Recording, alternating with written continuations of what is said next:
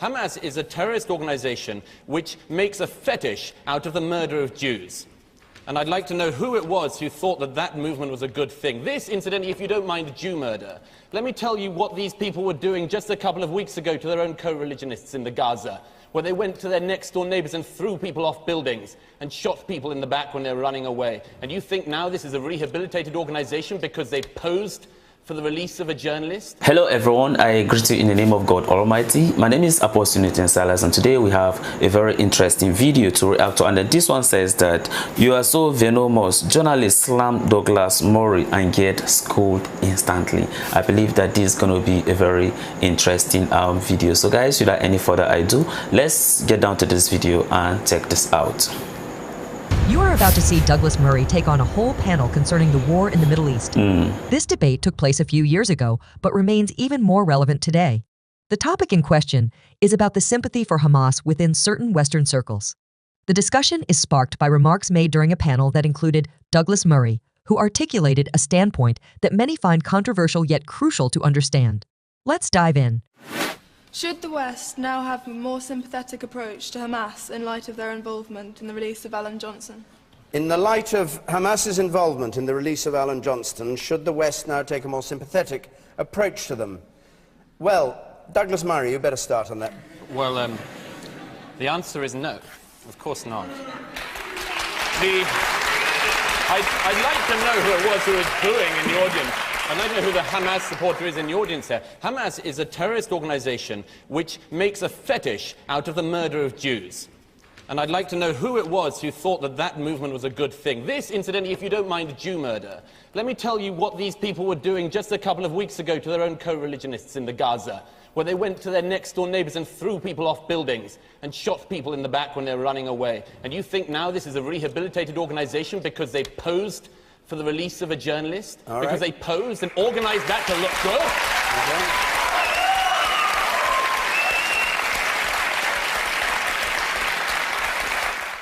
Douglas Murray raises an intriguing question. Why is there sympathy for Hamas in some Western quarters? This sympathy often comes from a place of viewing the Israeli-Palestinian conflict through a lens of underdog versus oppressor. However, this simplification overlooks the complexity of the conflict and the ideologies driving it.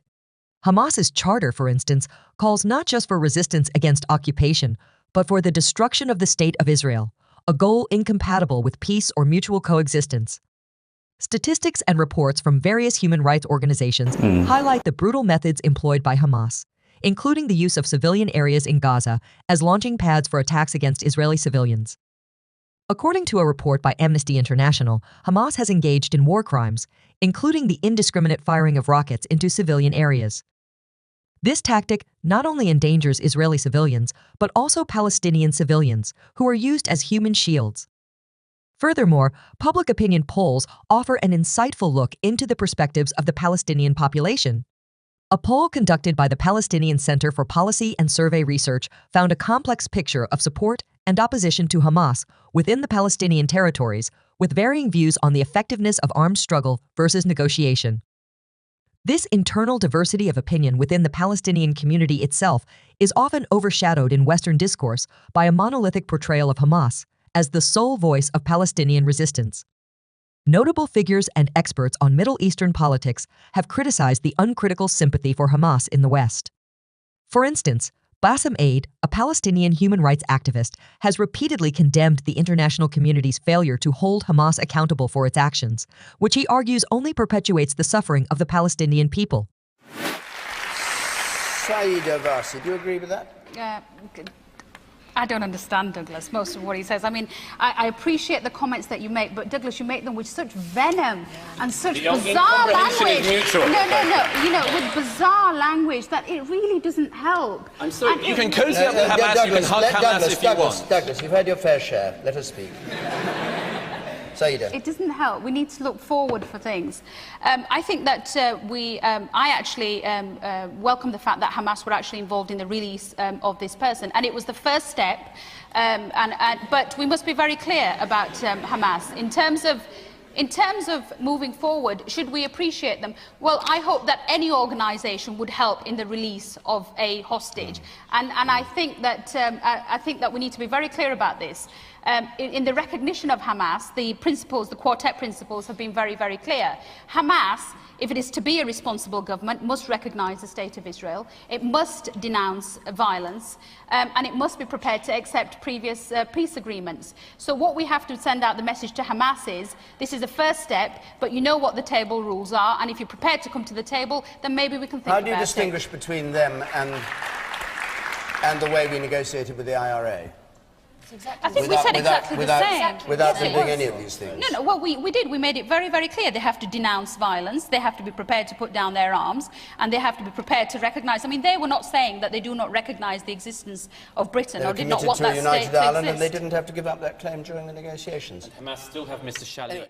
Misplaced sympathy for Hamas in some quarters of the West can be seen as part of a broader trend where moral relativism obscures the lines between oppressor and oppressed, between terrorist organizations and democratic states defending their citizens. This view often ignores the fundamental differences in values and methods between democratic states like Israel and terrorist groups like Hamas. Israel, despite facing existential threats, operates within a framework of laws designed to protect human rights and minimize civilian casualties, even when engaging in self-defense. In stark contrast, Hamas deliberately targets civilian populations as a strategy, a clear violation of international law and basic human decency. Moreover, the sympathy for Hamas in the West often neglects the voices of Palestinian victims of Hamas's tyranny within Gaza. Human rights organizations have documented numerous instances where Hamas has suppressed dissent, persecuted minorities, and imposed harsh governance that contradicts the very democratic values some of its Western sympathizers claim to uphold. For example, according to a report by Human Rights Watch, Palestinians in Gaza have been subjected to arbitrary arrests, torture, and even extrajudicial killings by Hamas for criticizing the group's rule or for alleged collaboration with Israel without due process.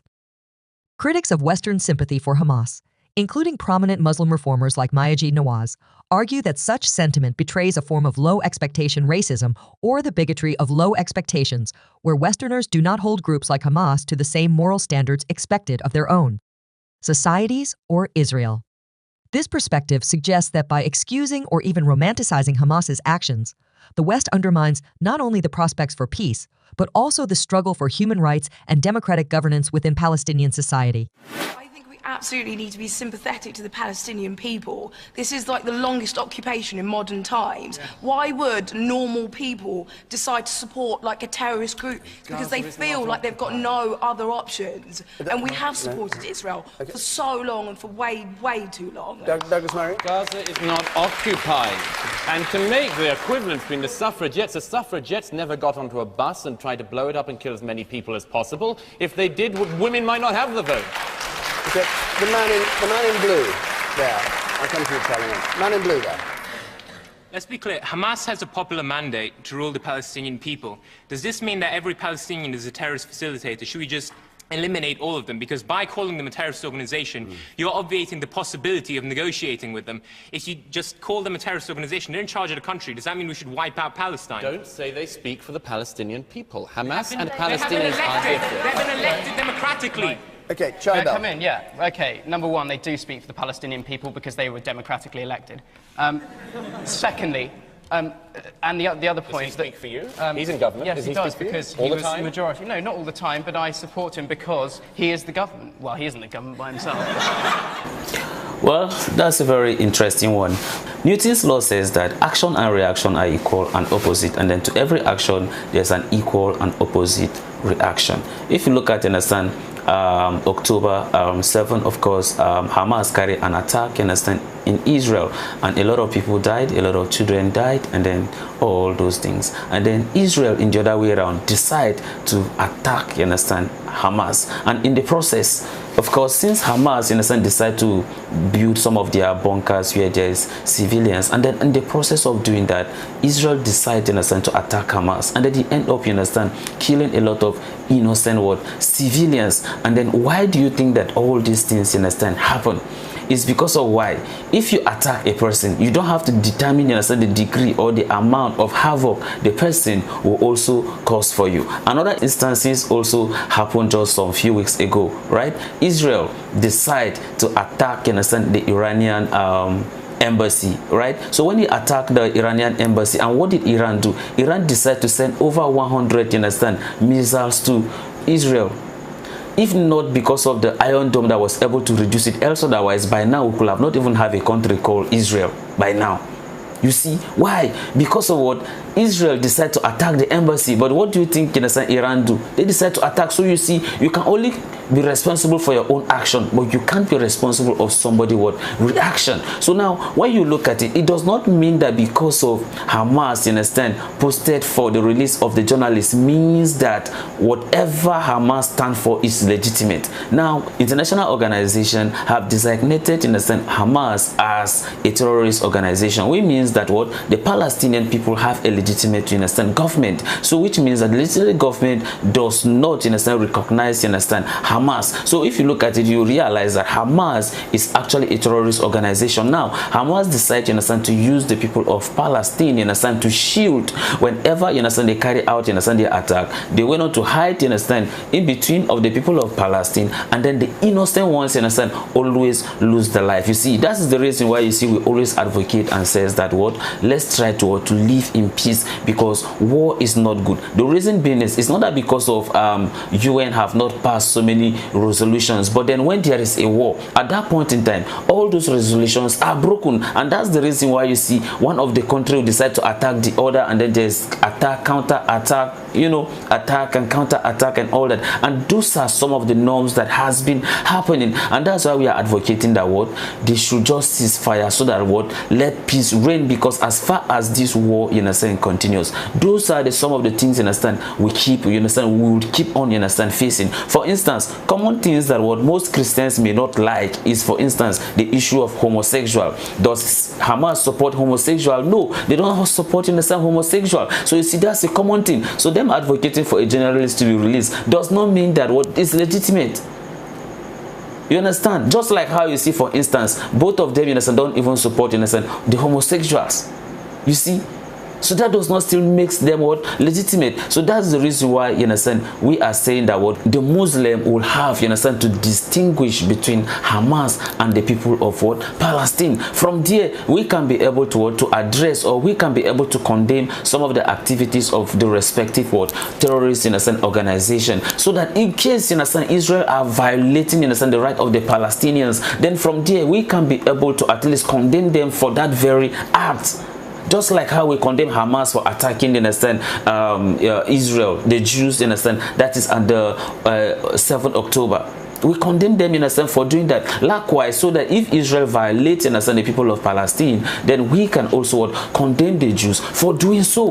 But immediately, you understand, you try to generalize everything, then it looks like, you understand, they are attacking the people of Palestine. Maybe probably in the other way around, maybe the Israeli are trying to attack, you understand, Hamas. Probably that could be one of the reasons why you see Iran decide to attack, you understand, Israel. Why? Because of what, people, they just feel that what, they are attacking, you understand, people of Palestine.